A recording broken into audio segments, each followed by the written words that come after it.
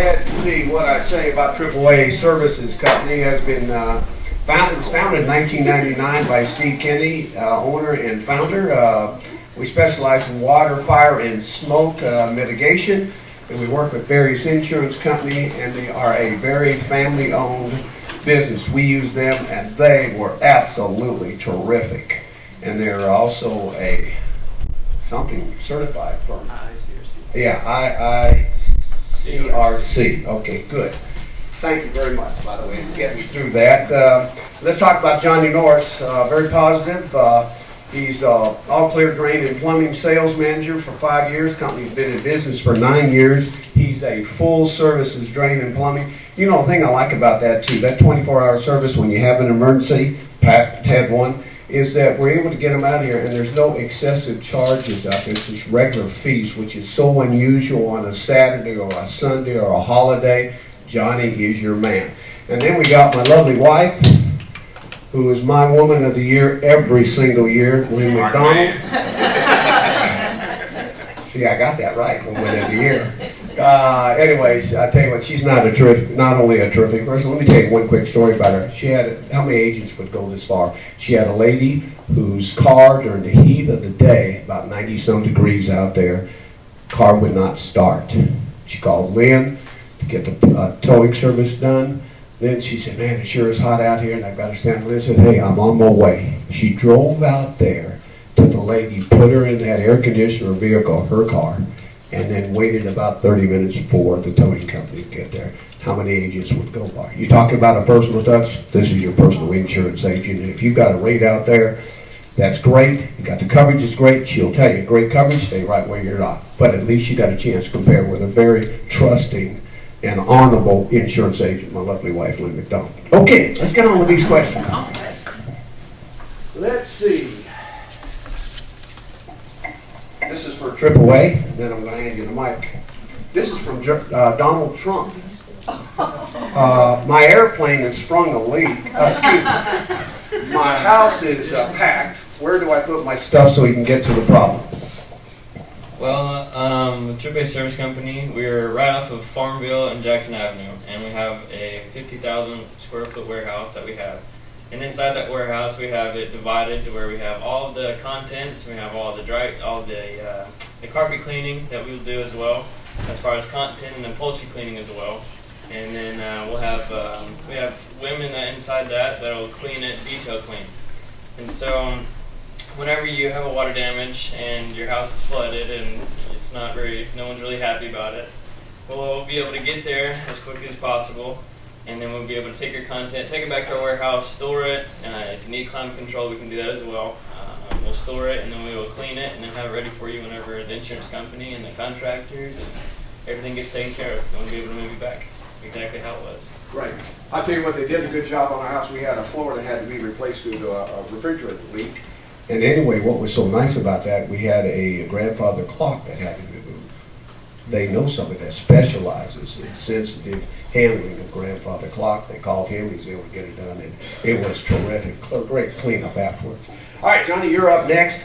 This is a question from Cruz. Ted Cruz said this, and it was hard to get a hold of these people, by the way. They're campaigning in New Hampshire, but I made the call, talked to the campaign manager, and he called me right back. My water heater is acting weird, making noises. What should I do? Johnny? First thing you should do if it's acting funny and making noises, number one, you should turn it off. Second thing you should do is just give us a call.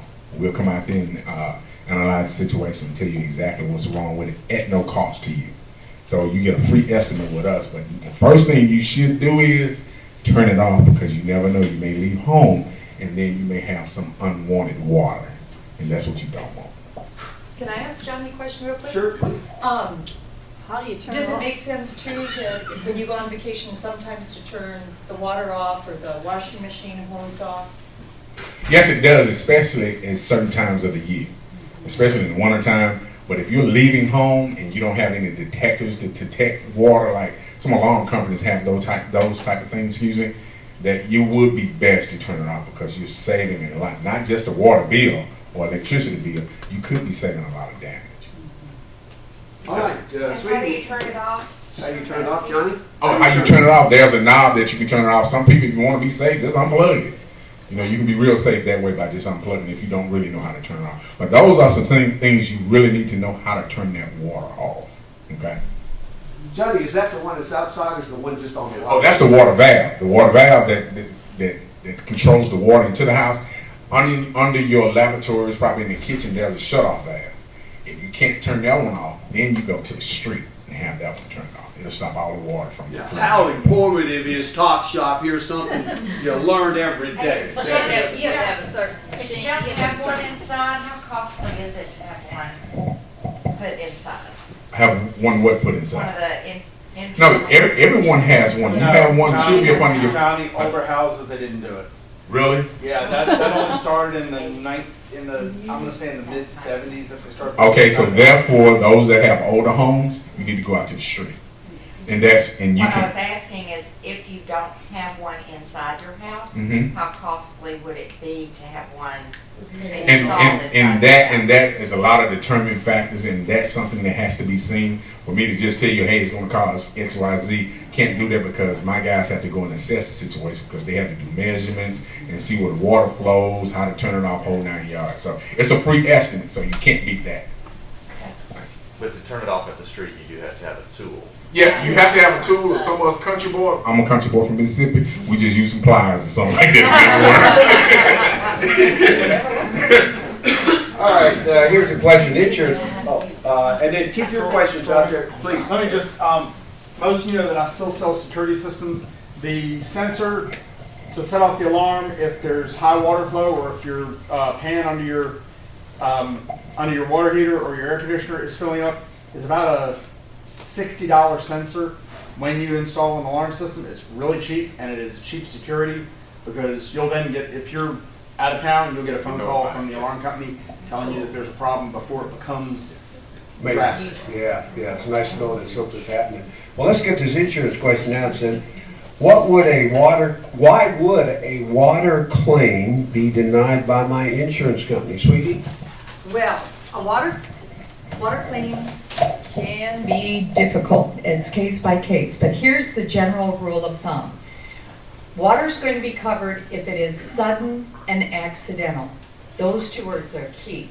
So it covers even things like if you draw a bath and you fall asleep and you flood your own house, that's covered. If a child puts a toy down the toilet and the house is flooded, that's covered. However, if it is a slow leak, that probably will not be covered. And this is universal among insurance companies. It's not one company does it this way. We're all the same. Here would be an example. You go into the guest bedroom closet. You never go in there. All of a sudden, you see mold. And you determine that it's right underneath the pan in your attic. You go up, sure enough, there's been a slow leak. Slow, not sudden and accidental. So that's why you always want to call your agent first. Before you put a claim in, you never want to waste a claim. And what we would do is have a professional come out like Johnny, assess the situation, and if it's not going to be covered, we sure don't want to put that claim through. The other one is surface water. Big difference between water on the ground coming into the house, a form of flooding, versus the bathroom shower pipe burst. The burst shower pipe, absolutely, it's covered. The water creeping up into your house, not covered. So call your agent first. Very good, thank you. All right, we're going to go back to AAA now. This is the other question here. Another cruise question here. So what can your company do what I cannot do with my wetback? Once again, what can your company do with what I cannot do with my wetback? Once again, what can your company do with what I cannot do with a wetback? Well, that's a good question because we run into this a lot in the field. Well, first off, all of our technicians are IRCs trained in this industry. They've all got multiple years experience in detecting moisture and drying structures back to their natural moisture content.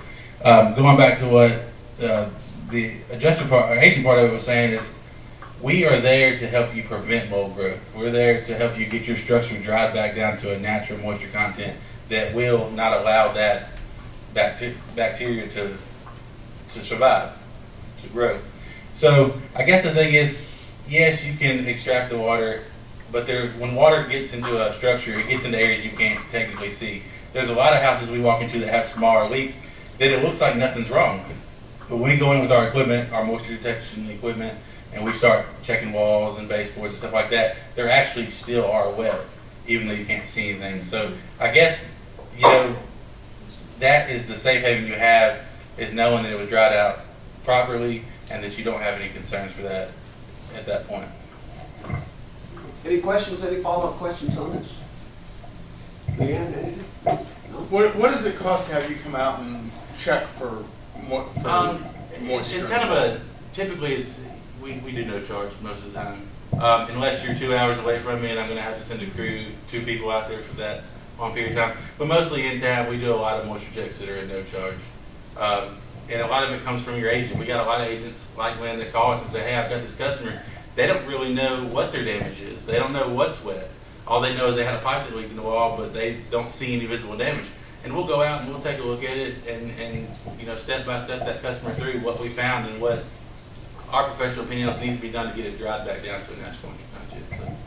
And timing is of the essence, and when we get that panic call, I've got water coming out, and they say, I'll clean it up, we go, well, that's okay if you want to. However, if you have a professional come out there, they may be able to save the carpeting. They may be able to save things that you can't possibly do with your little wet dry. Correct.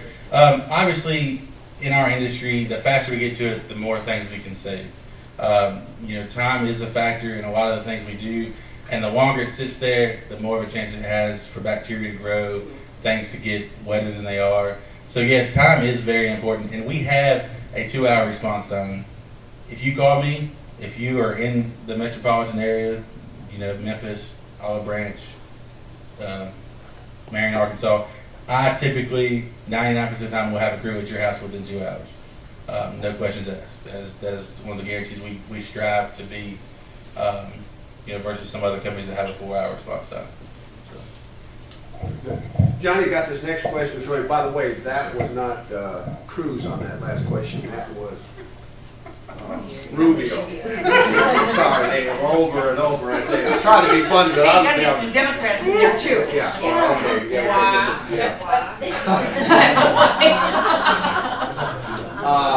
Let's do this. Johnny, how about this? What can I do to prepare my home? And this is very important today when we get freeze warnings. When you get freeze warning, one of the first things I tell people to do, make sure that your house is at a certain temperature. Open up your cabinets so that the pipes can be exposed to warmer temperatures. Turn some faucets on within the home to make sure there's a complete water flow, to make sure that it doesn't freeze up.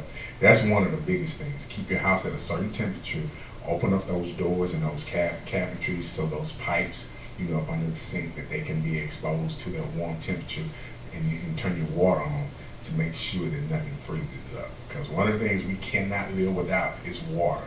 You must have it to bathe in, to drink, and to cook with.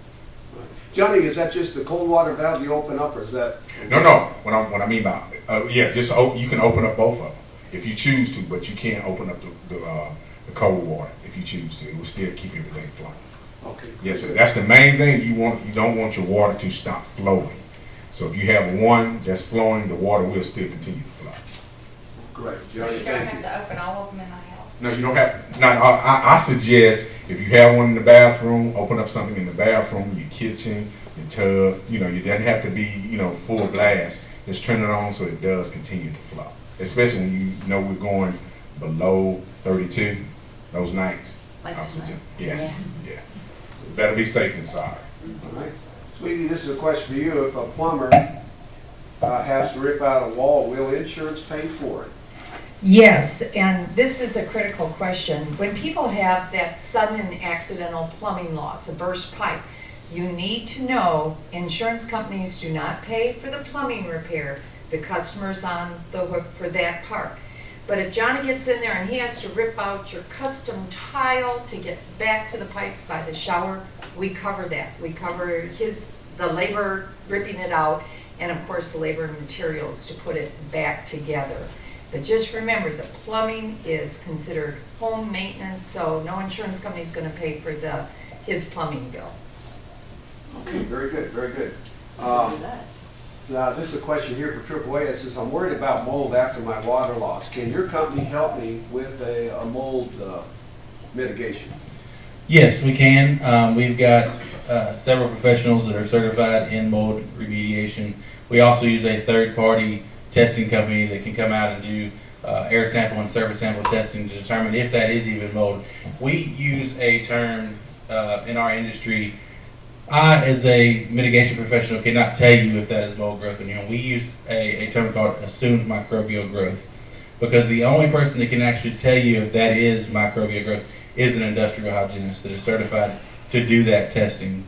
Now, if we walk into a home, our industry standards say that if it is less than 10 square feet, as a mitigator, we can properly have evac that and remove it. If it's more than 10 square feet, then we would bring in somebody to do testing to write a protocol on how to clean that up. I would hope that you called us and that you don't have any mold issues after water damage, because that is our initial goal, is to get there in a timely manner and prevent those things from happening. As long as the structure dried out properly, you should not have any issues with any kind of growth. Very good, thank you. You know, I'm going to mention something. When we had our phone in place, we thought it was just a little small damage right underneath the refrigerator. And actually, it had gone out to about 10 feet. And so all of a sudden, they were able to come in there and say, yeah, look, it's not just right here, which is where we thought the damage was. It was all the way out there past our island. And it just slowly, so we just had left it there, and all of a sudden we could have that mold damage, and all of a sudden then you have illnesses. As everybody knows, mold is kind of like a very secretive type of disease that can happen if you don't take care of it. Johnny, I've got this question for you, and then we got one more for Lynn, and then we're going to open it up. We got about 10 more minutes. I'm a new investor. My property is vacant for the winter. Can your company winterize my property, please, Johnny? Yes, sir. We can winterize, and I look at winterization as if in the same scenario as you take care of your vehicles.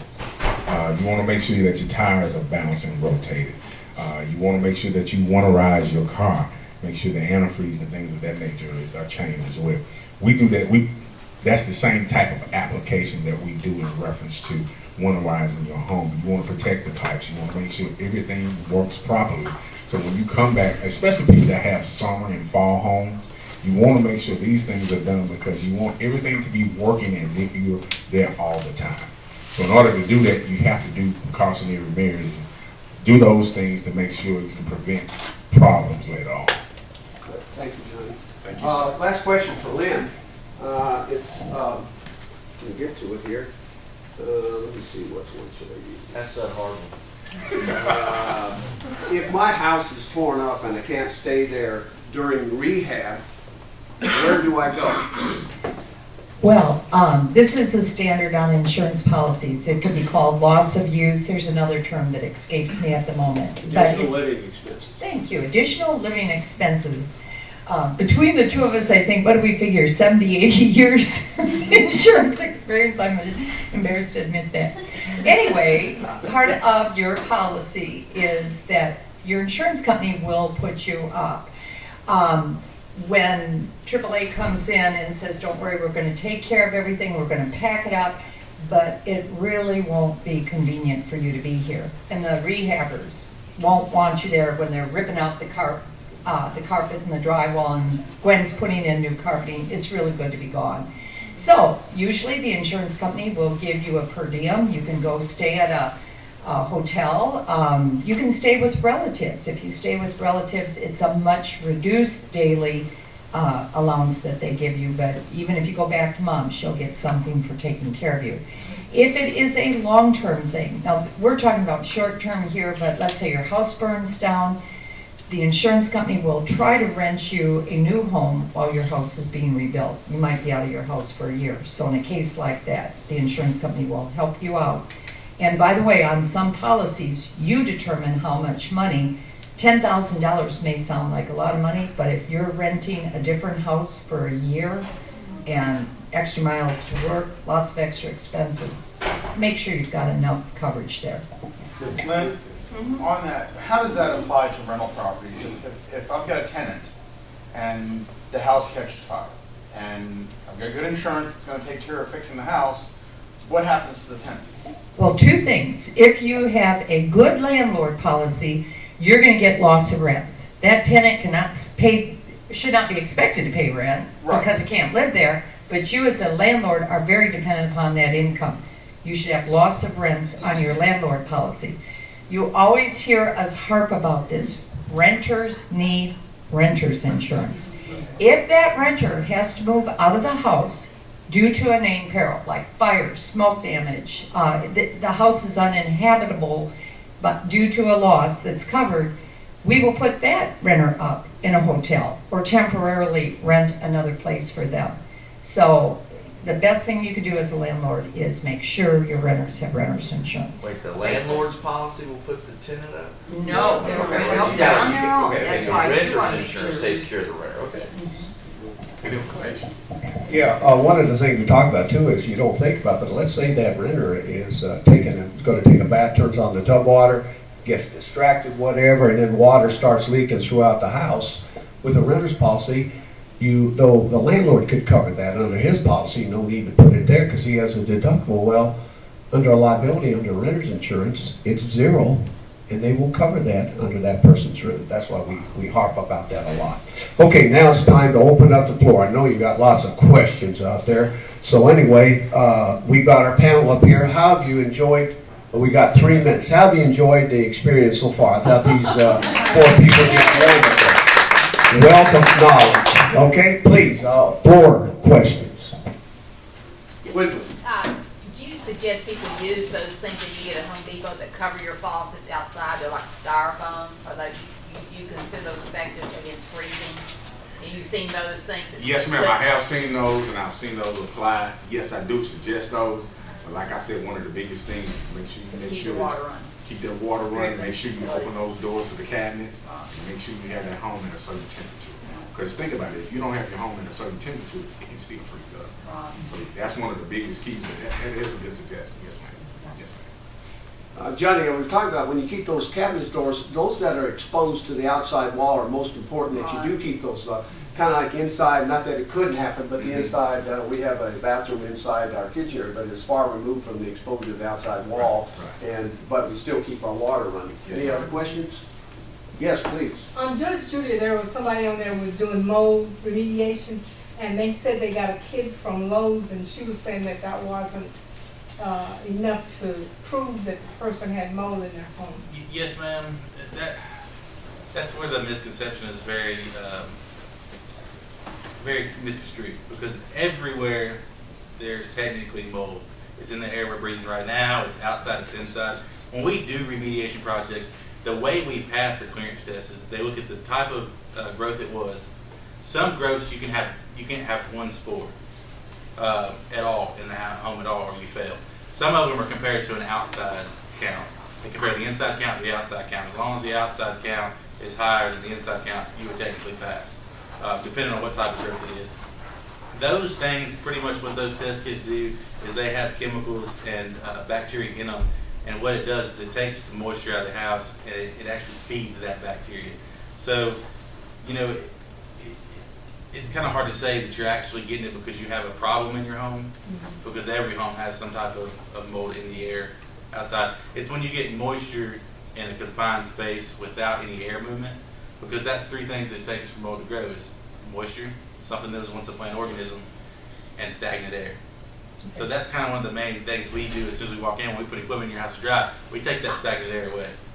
Once we pull the equipment out, the structure's dry again, so there's no moisture for it to feed off of. She was trying to sue her landlord. Right. We see that a lot. I got Good. one quick question. Please, Brent. I was told that to pour a cup of bleach down the drain, I guess, the air conditioner where it goes down to help prevent mold once a year. I was told that by several plumbers. Well, I went up there to do it, I couldn't find the drain. So my question is, how would you do it if you don't have a technical drain? And would you do it? Is that Yeah. really true? Yeah. To do that? Now, I have to call the head, my general manager on that, because that's my first time. Since I used to be a builder, I can sort of answer that. Yeah, thank you. Coming off your air conditioner, there's usually a white PVC pipe, has a little dip in it. There is supposed to be, by Shelby County Code, which has changed over the years. There's supposed to be a vent coming off it, a vertical vent coming off of it. This is usually up in your attic, or if you're in a really older home, it might your furnace and air conditioner might be in a closet. Right. Yes, pouring half, doesn't have to be a cup's a little over the top, but just half a cup of bleach into that is good, because what happens is you'll get mold buildup in that trap. And Lynn gets calls about this, I'm sure, every summer, where an air conditioner is backed up into the house, and usually those backups are caused because that mold is built up and solidified in that trap, and the condensation, it's the condensation drain that's draining. The condensation can't drain, backs up, and has no place to go, so it ends up in the house. So yes, bleach will help kill that mold. Better to call a HVAC company and have your system serviced spring and fall. Good. Folks, education at its best right here at Talk Shop. How about a wonderful round of applause?